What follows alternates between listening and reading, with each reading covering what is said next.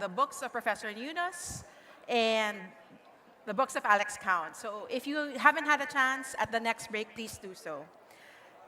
So now that we're back, we'd like to kickstart our mid-morning sessions by sharing this little treat, a video from the Becoming X Foundation.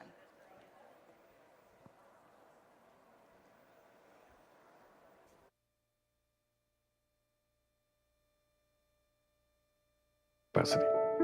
Human being is born to make impossible possible. So if you say it cannot be done, I get very excited. That's what I'm supposed to do. I was born in a village in Bangladesh.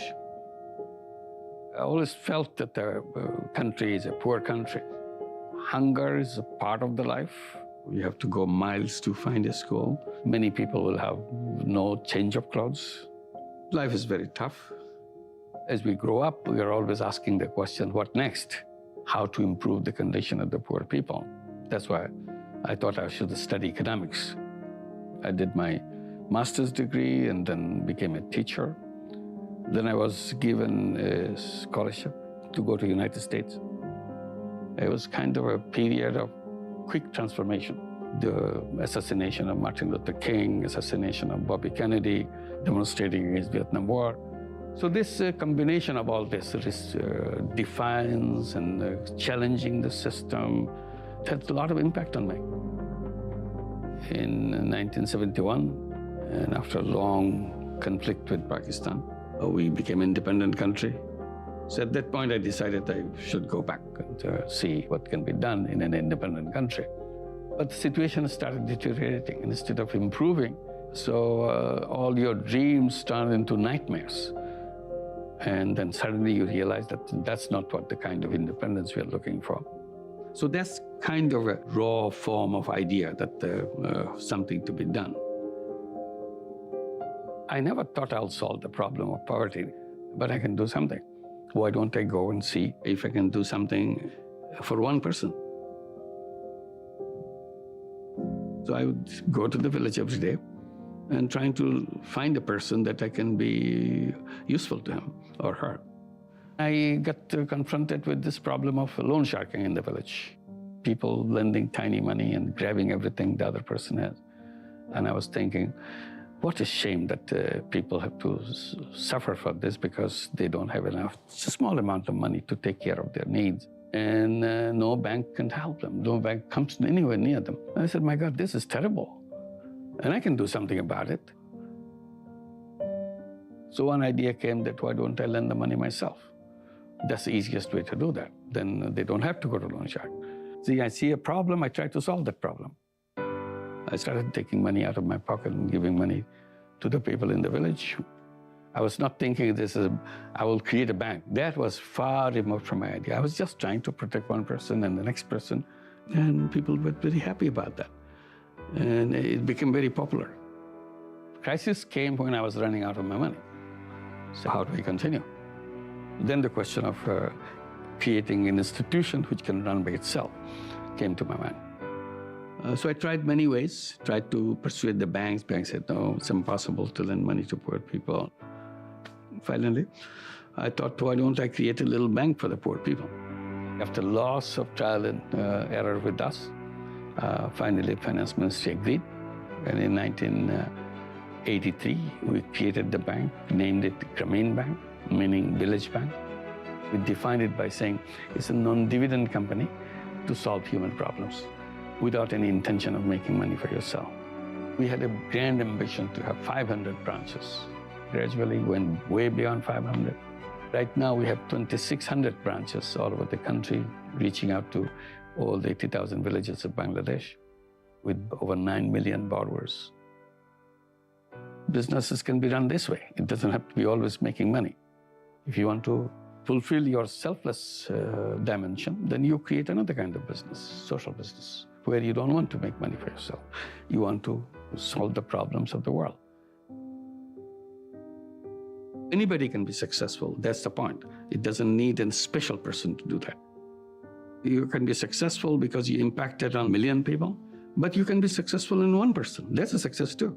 A human being is packed with unlimited capacity. If I don't use this, it will be all wasted. It will be gone, finish, because I'll be here for a very short period. So that is my chance. This is me. Make a list of all the impossible things. Very few things are left. So we should not set aside something because this is impossible. Rather, we should get excited that still there's something left. The present civilization is a greed-based civilization. The greed-based civilization will destroy us.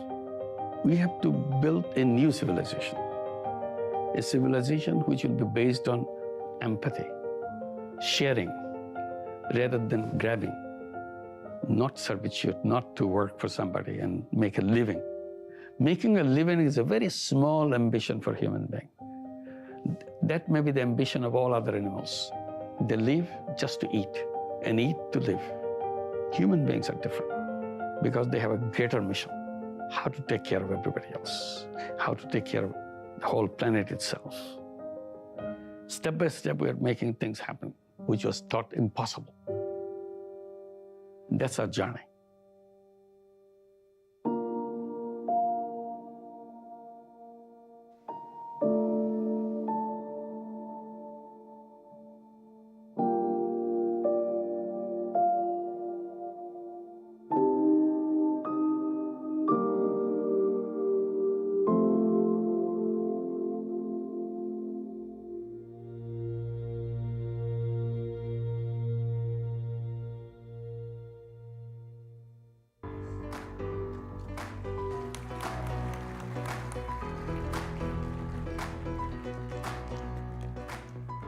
Wow.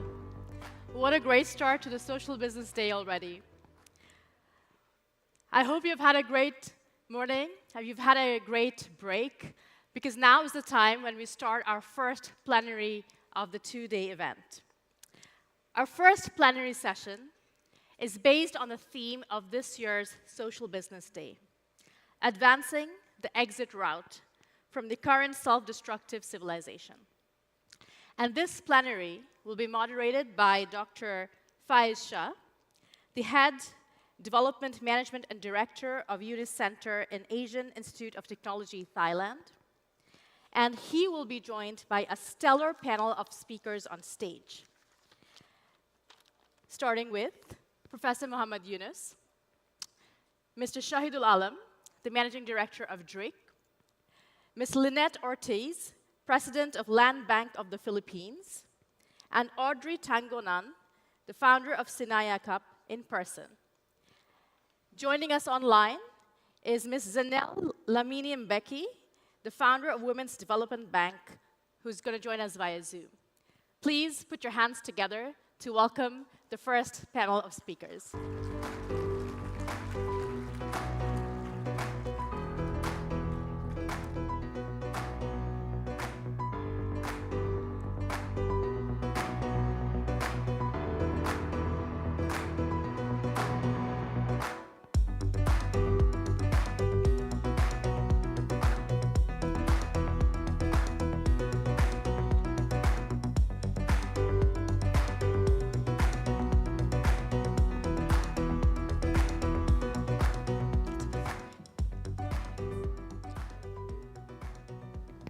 So are we up?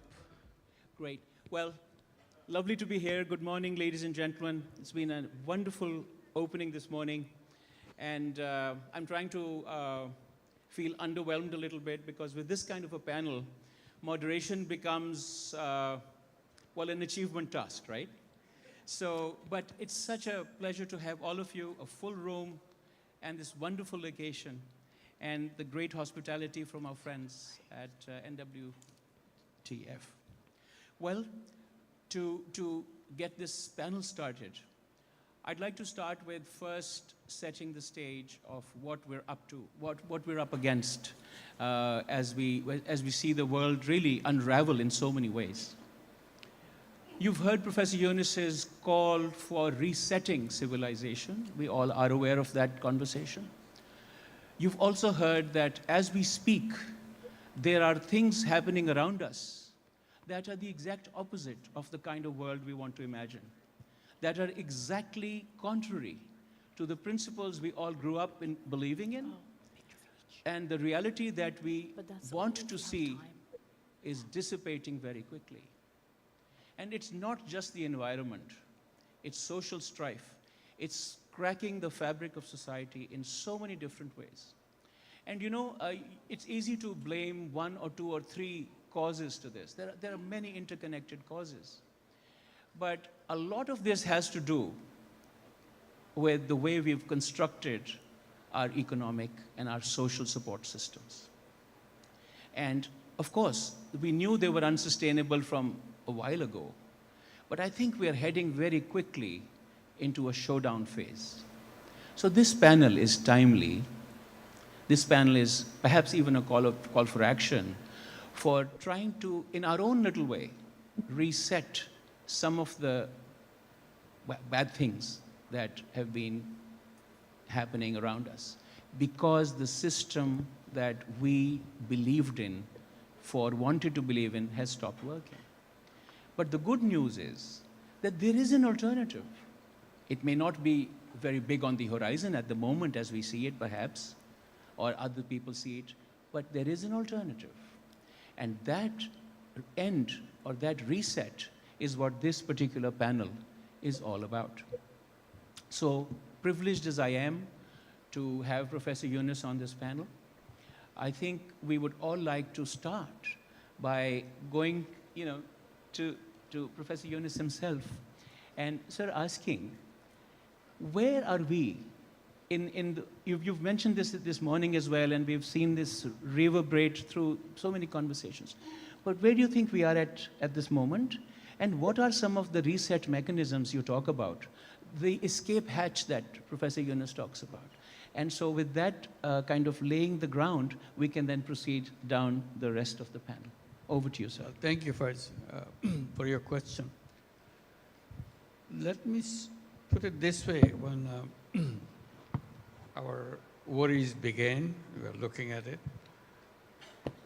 One thing quickly I came to a conclusion is all about our thinking process, which caused all this problem. If we can reverse that thinking process, redesign that thinking process, we design the whole world in a different way. But the problem is, we looked at human beings as bonsai. Bonsai became my symbol in my conversation to explain what I feel. That when you talk about poverty in the system, which is a huge, huge issue, it can be just kind of explained by the situation of bonsai. So bonsai happens, we could take the best seed in the world and put it in a flower pot. The seed of the tallest tree, in order to grow it, you are putting it in a flower pot. It starts sprouting, it creates a tree ultimately, but it doesn't grow tall.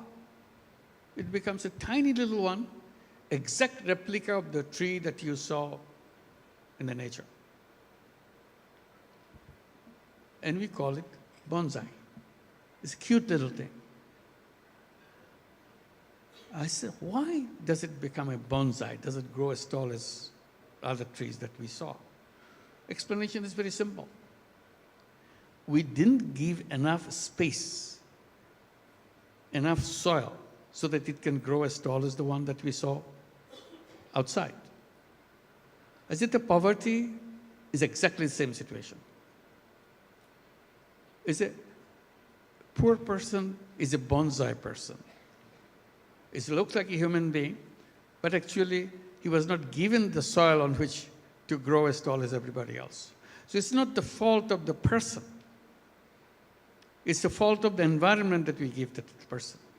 So when we talk about the theories and things, they create the environment for them. So if you put the right environment for them, they will grow as tall as anybody else. There is no difference. So this is where everything goes. Can we remove these barriers? Can we create the real soil, real base on which human being can grow?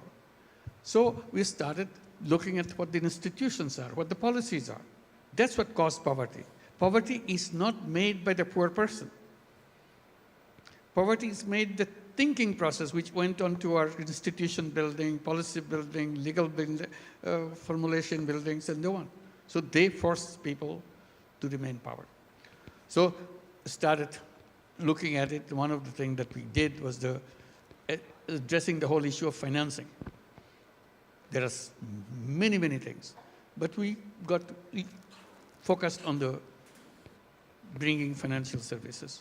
Just one obstacle to be removed, just one among many, many. And that created the response. We got very excited. And that's the whole issue that we are saying, that these institutions, the policies, the structures that we built create the wrong civilization that we have right now. So how do we make it right civilization? What is the right civilization? How do you describe it? So for us, imagination became another thing. And we said we should put poverty in the museum. We're not just simply saying one person get out of poverty, that's fine. But it's a global issue, so we have to create an environment where there'll be no poor person on this planet. No reason. So what do? We create poverty museums. Say, oh, this is a big task. I said, it's not a big task. It's a very simple task. How come? I said, if you have a big ambition, make it bigger still. Don't try to cut down your ambition.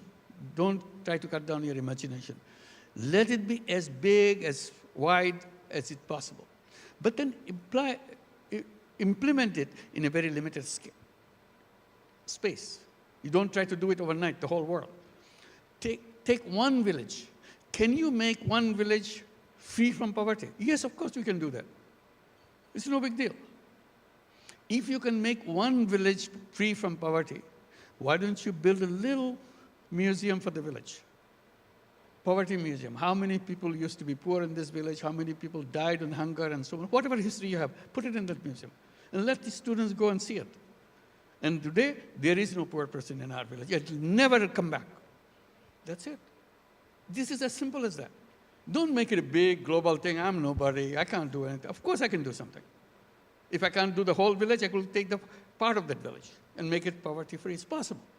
So we take the biggest ambition, but put it in an implementable size. That's the whole idea. So when we do that, we create a completely new civilization, because now all those old ideas, old barricades, all obstacles which were created are removed. There's no reason why anybody should be suffering from anything. Today, all the technology in our hand right now, but we're not using the technology to address that. We are using technology to make more money, that's all. I said, that's the culprit for the whole thing. So this is the whole issue that I try to present. Dr. Faiz, thank you. Thank you, sir. Well, yeah, this is, I mean, indeed. This has been a call from Professor Yunus. You have to think big, but you can even start small. And this is exemplified by, sir, your own example of lending to just a handful of people a small amount of money and literally transforming the landscape.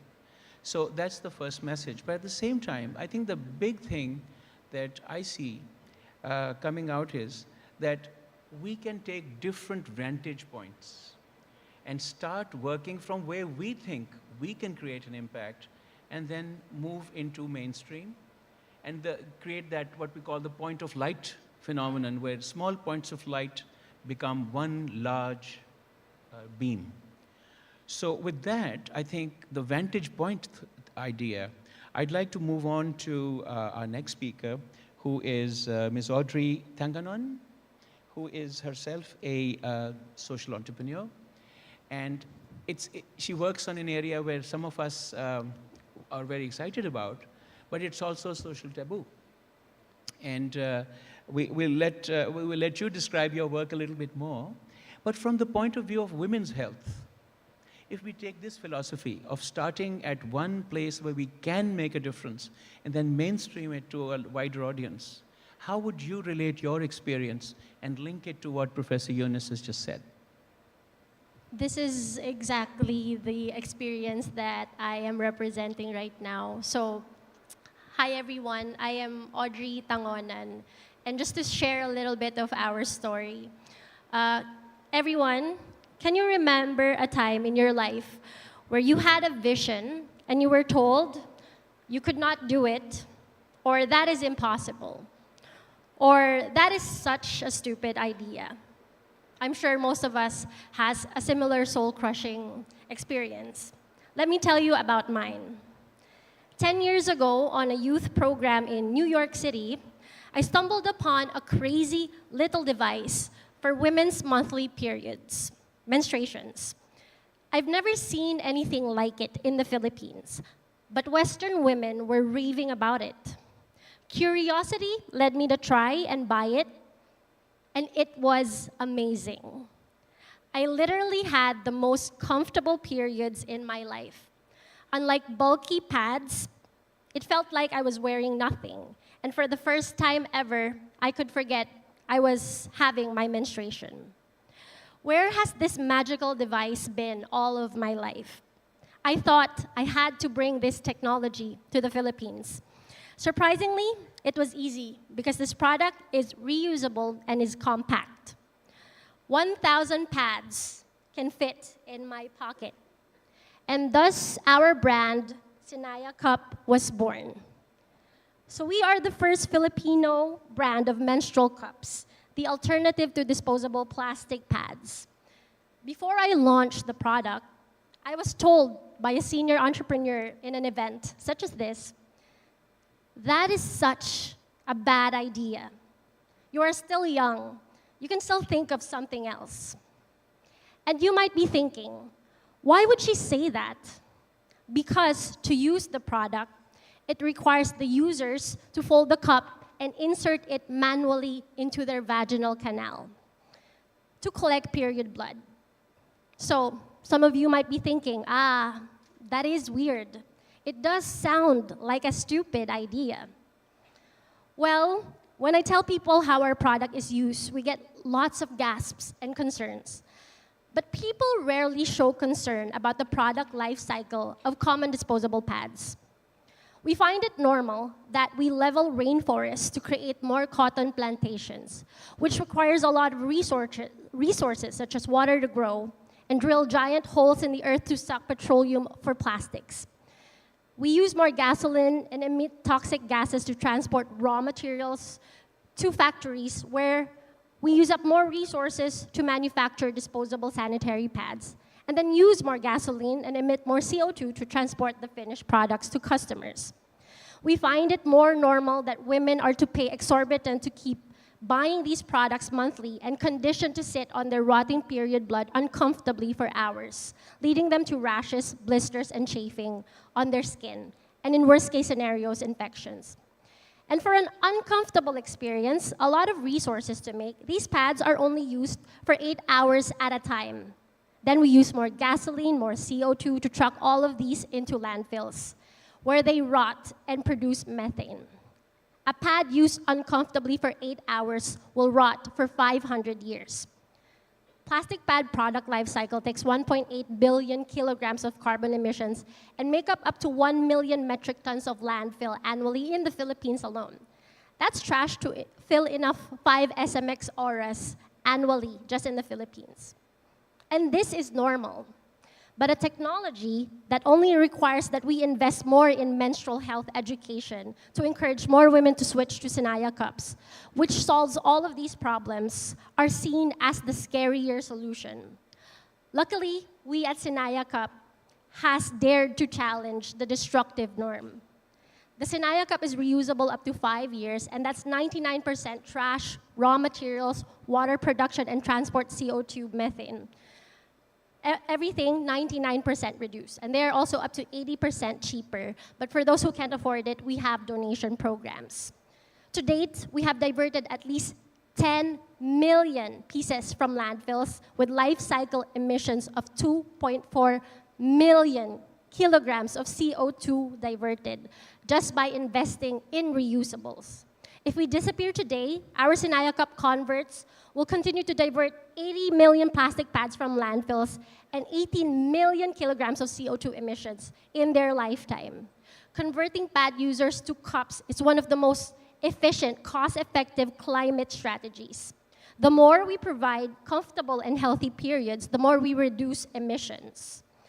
So we have designed our own size-inclusive menstrual cup, the first in the market globally, making us the best menstrual cup designed for mass distribution and donations.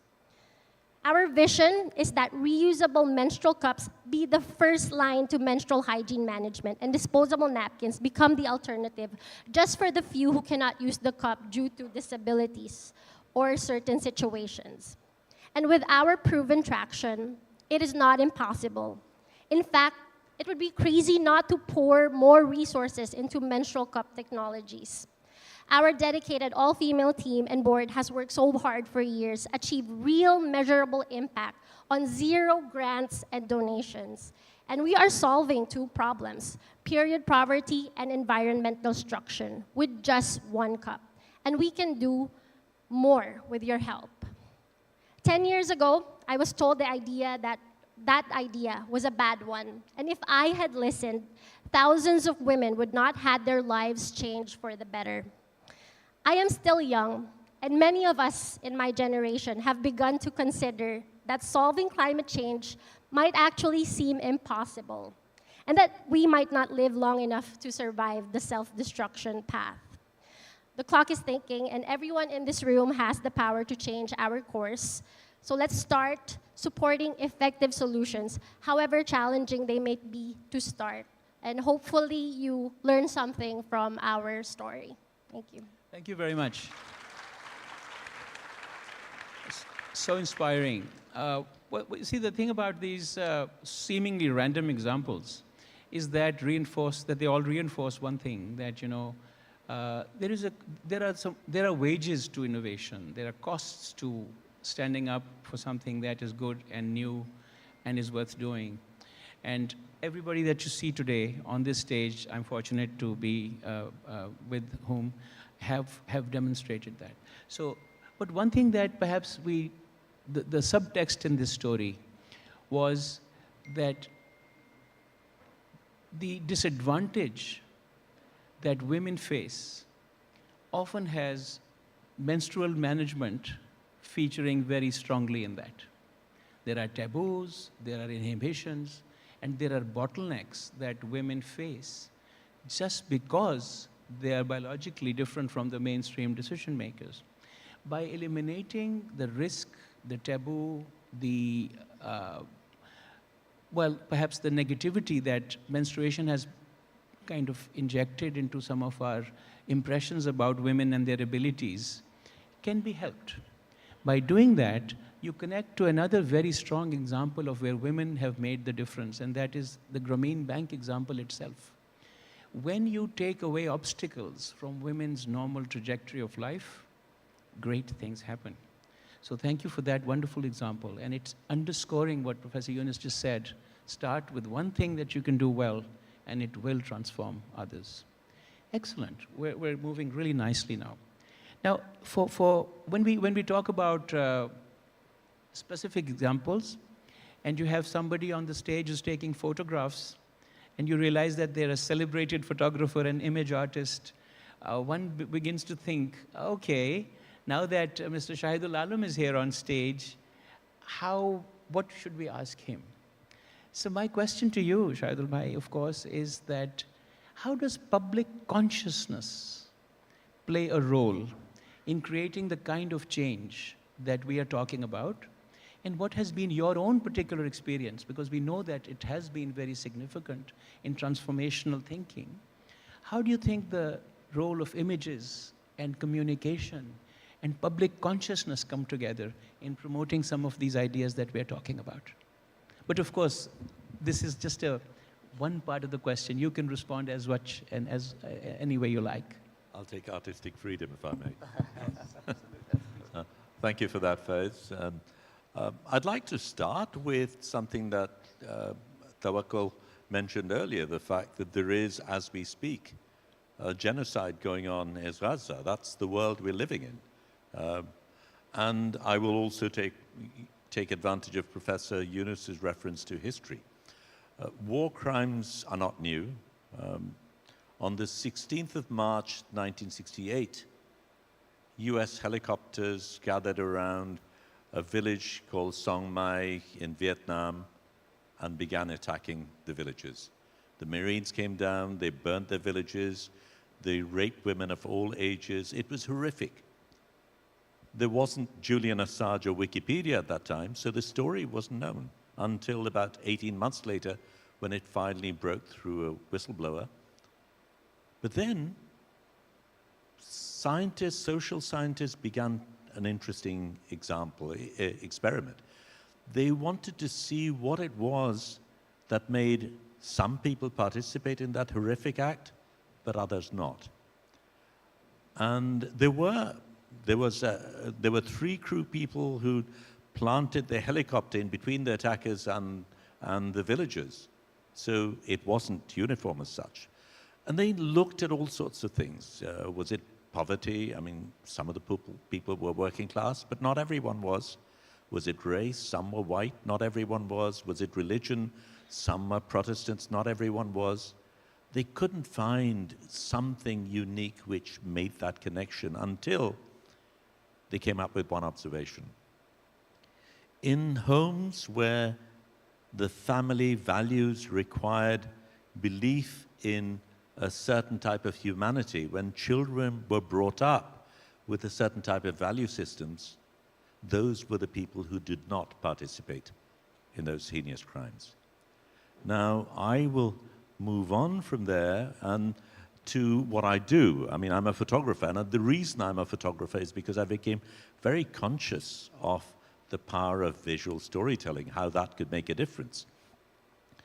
And I looked at how the media world worked, the fact that you had these white Western photographers coming to Bangladesh and Philippines and other majority world countries. They'd have diarrhea for 2 days, take pictures on the third, and then propagate the same stereotypes about us.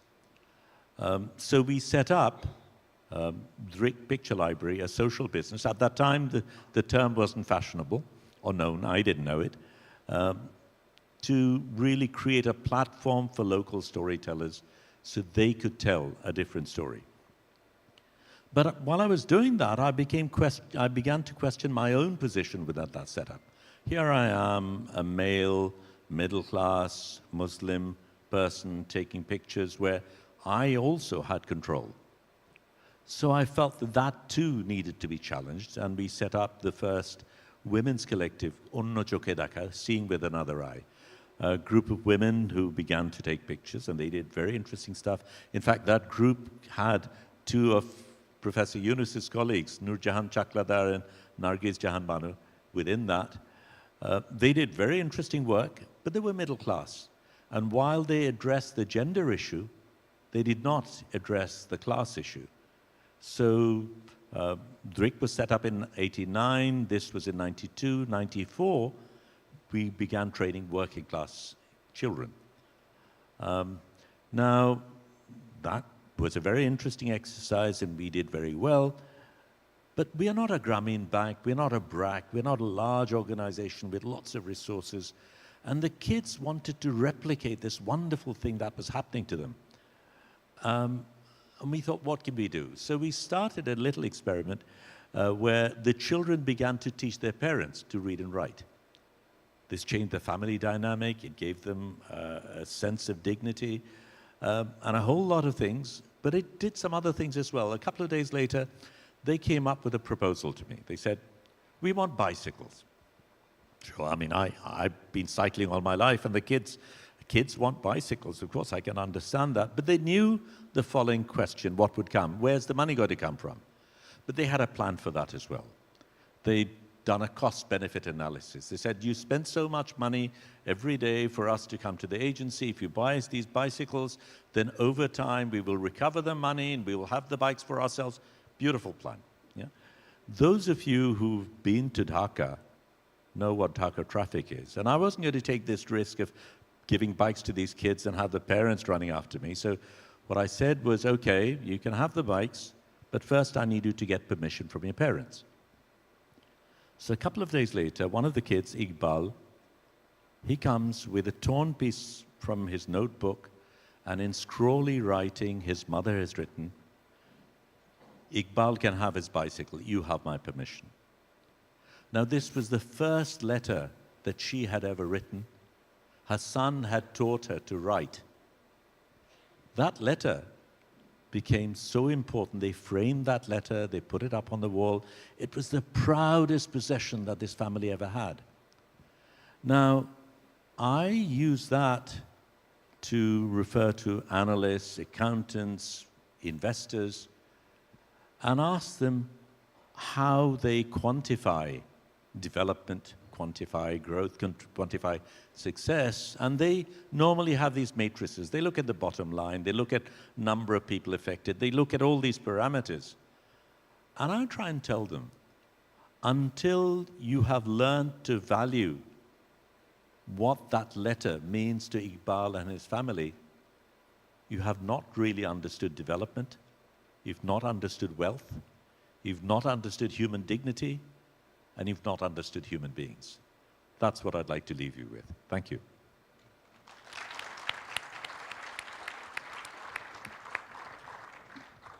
That's again, fascinating and of course moving at the same time. Now you see, there's a common theme developing here. There are large, visible tendencies or trends which are actually composed of these very little poignant ingredients. And this panel is reflecting back to you some of these small, so-called, seemingly small ingredients of a large canvas. Imagine millions of us doing one small thing over a few years. That's the way out of the present problems we have, as Professor Yunus calls literally the death march that society has on its hands. Thank you for that wonderful illustration, Shahidul Bhai. And of course, Iqbal's letter now carries value beyond that room that is framed in. We all have little letters or moments frozen in certain artifacts that have that value. And that maybe, it may not mean much in other terms, but it's an inspirational investment asset that we should take back with us today. We've had two of our panelists not being able to make it. Sharifa Sophia, Syed Mukhtar Shah, family bereavement, couldn't come. But another very potent and a very vibrant voice in transformational change. We all wish her in this moment our best at this time.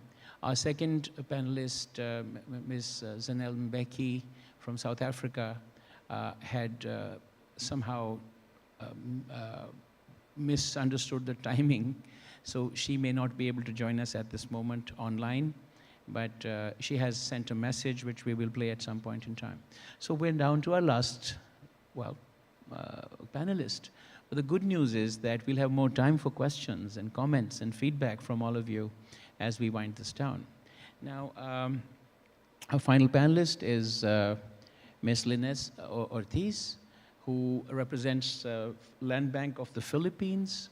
Land Bank, of course, initially was set up as a social development institution looking after the financial empowerment needs of fishermen and farmers and local development initiatives. And it has moved on to become a very potent change maker as much as we know, and runs a Green Climate Fund now and so many other things. But the question that I perhaps, or the insights that we wish to ask Ms. Ortiz, is how her bank has represented this point of light phenomenon that we've now been talking about, and how you project it into the future. Thank you. First of all, I want to thank the organizers for inviting me here. It's truly an honor and a privilege to be in this esteemed panel. But I guess let me start off first by introducing Land Bank. This bank that I'm with, I've had the privilege to serve over the last a little over a year now. So Land Bank is the second or third largest financial institution in the Philippines. But our mandate is so expansive in that our main mission is really to serve the nation and focus mainly and be the premier institution focused on sustainability, inclusivity, and socio-economic development.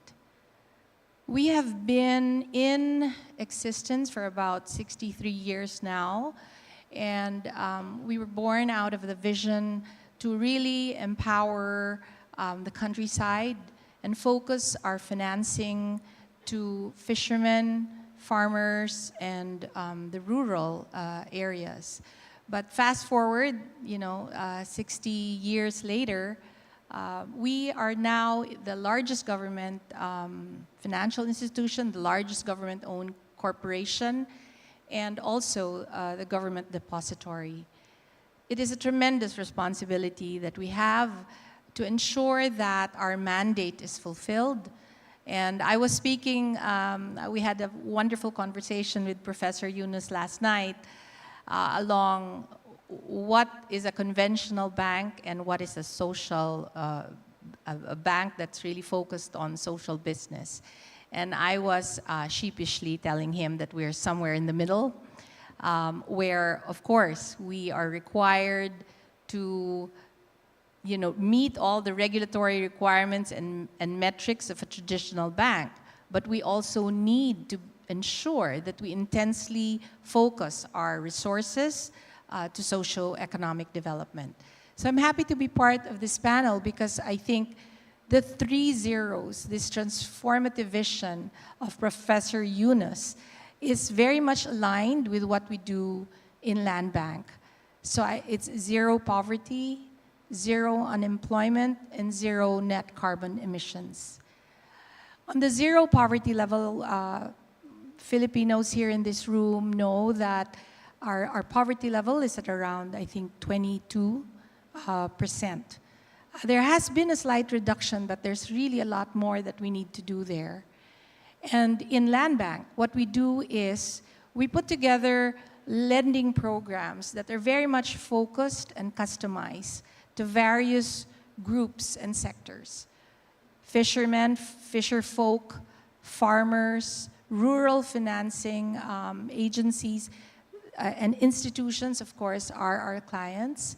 But we go specific to MSMEs, specifically to MSMEs, businesses, overseas Filipinos coming back home, and we provide concessional loans and funding to ensure that they're able to uplift their lives.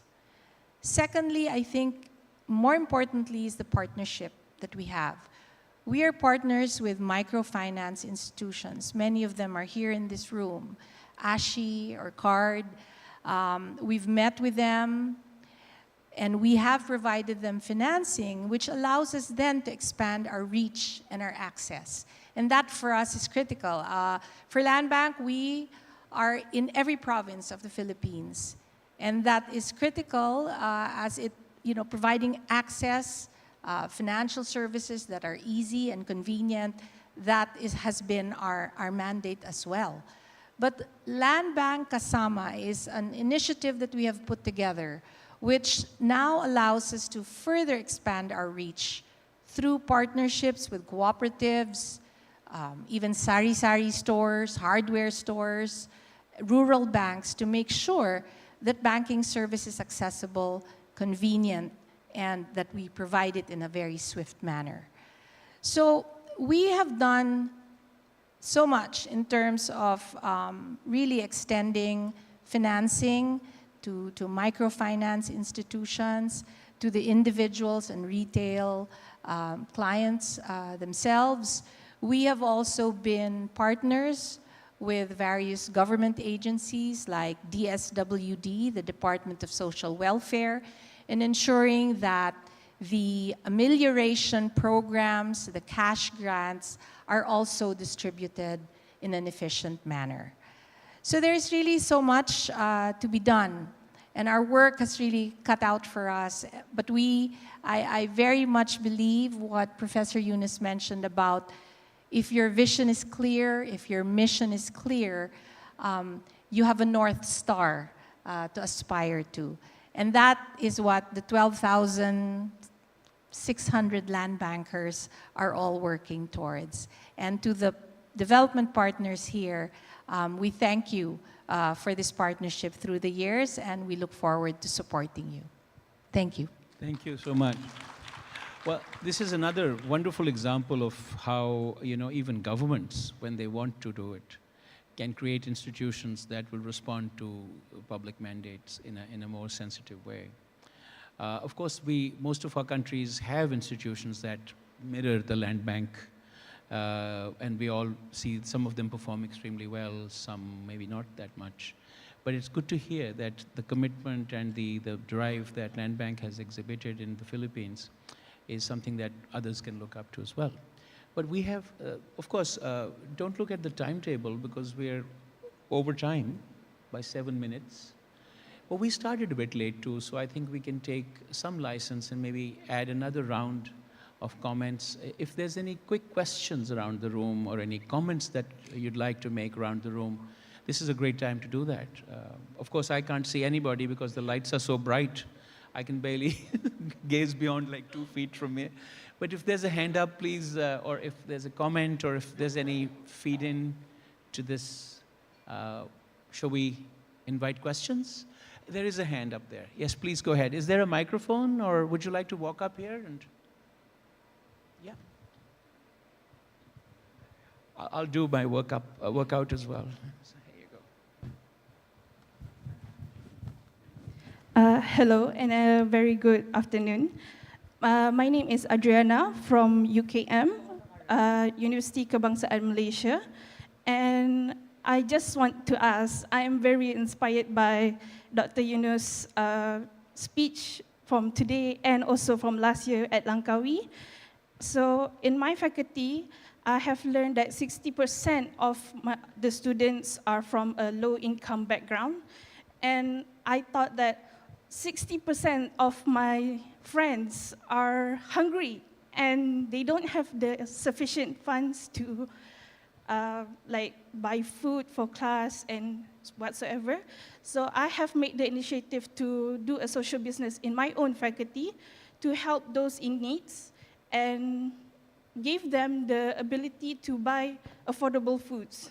But sometimes, even in a normal business, we come to a dead end, for example, like insufficient funds and so on. So I want to ask Dr. Yunus, as like you said yourself, even you have come across, as in like you use your own pocket money to help those in needs, and when you ran out of money, you have to find another way. So I want to ask, how do you find the motivation to keep on going for this good cause to help people? And thank you so much. Thank you for the question. Yeah. Thank you. It's one thing is to make the person capable of buying food, give some funds so that he or she can buy food. The flip side of it, he or she doesn't have the income. So somebody has to put the money in the hand. So we go back to the income issue. Income comes from sources like getting a job, doesn't have any money. So job provides the money and so on. So the two solutions are practiced. One is commonly known everywhere, charity. I help, I give my money. This is one. We're saying that's important, but we also have a second version of it. How to make him enable or make her enable to earn income. If we can solve that problem, we have addressed the real issue.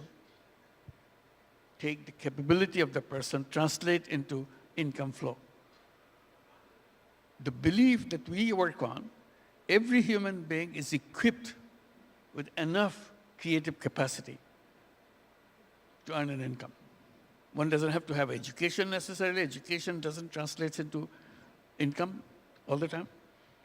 Or not having education doesn't mean one is not capable of earning money. One can be illiterate, but very capable of doing things, many different things, lots of skills. So that's where we have been working. That's what this is all about, how to make this finance available. One is a microcredit channel. We give the loan, you start a business, earn money, pay back the loan, and have your income. This is one channel we are all familiar with. The other one is, why don't you take the person as your partner? Let him or her come up with a business idea, and if you like that business idea, we become a partner in that business. I provide the finance, you do the job. And earn money gradually to buy off my shares. The share I have in your business, you buy them off. And he earns enough to buy off my shares. Do that. So gradually you'll become the full owner of the business. Even before that, you are still running the business, whatever tiny little business you have. You are the person who is running the business. Now you become the owner cum operator of the business. So these are the two solutions. We have to create a fund. That's what we have been doing. Create what we call social business venture capital fund. So you become an investor in your business. Once you see that somebody got the money from this fund, his friends, colleagues, everybody says, I can do something like that too. Will they give the money? Of course they will give the money, because that's the reason we have created that fund. So this spreads from one to another. So the charity solution, loan solution, and the one investment solutions. These are the solutions available, but you cannot just say, well, he doesn't have any idea. Maybe at the moment she doesn't have the idea, but the moment he finds out somebody else like her is doing it, so I have 5 ideas, not one. It triggered, because that thing was sleeping in your mind. It's not awake. You have awakened that feeling that, okay, I can do that. At that time, I didn't realize that this can be a business. I do it all the time. I raise chicken. I never thought raising chicken could be a business. So if somebody gives you the money to buy a few chicken, the rest is easy. They will lay eggs, I will sell the eggs, and I'll pay back the money, and it will be my business. That's what all those experiences that we have triggers this energy to come back. Thank you. Right, I hope you got that answer as well. So there's charity, there's funds, and then there's, of course, there's the service delivery element that Professor Yunus talks about. But perhaps we can follow through with that. What does an institution like the Land Bank, for instance, have in answer to what? Yeah, Land Bank has been very active in supporting microcredit programs here. When we were trying to bring microcredit idea in Philippines, because a lot of people were interested, wanted our help to support them and in training them and so on. They were doing that, but they needed the money. Many of the projects were funded by Land Bank. So we have a long history going back to them.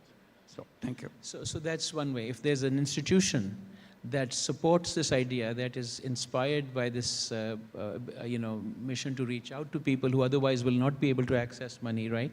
So maybe a 30-second soundbite. We're now 4 minutes into overtime. Just very quickly. Yes.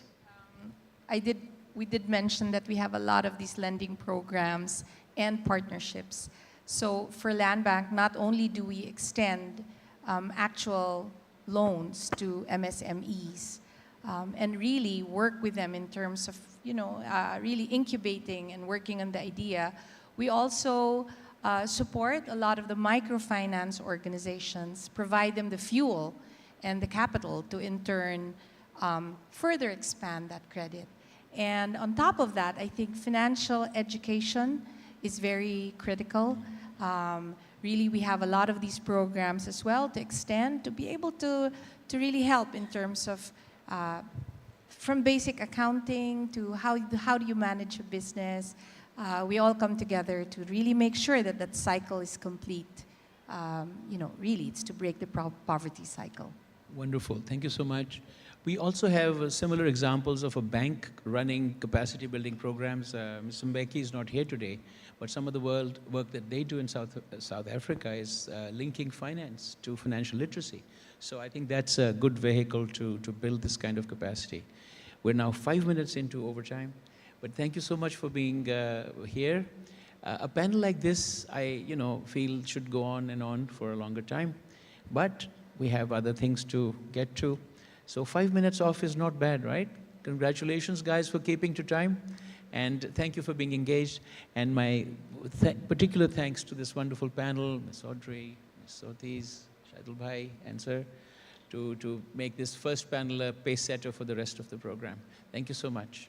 Cheers. I'll see you later.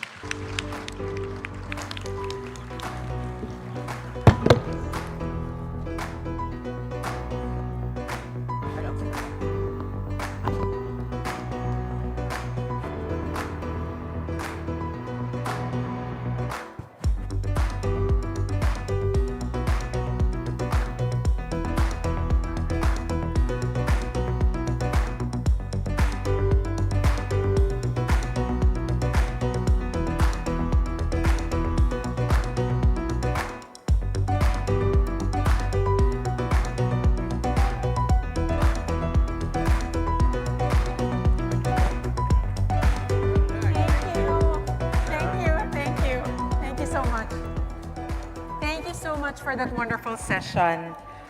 For the next part of the program, I'm happy to share a couple of announcements. The first being the Shuki launch.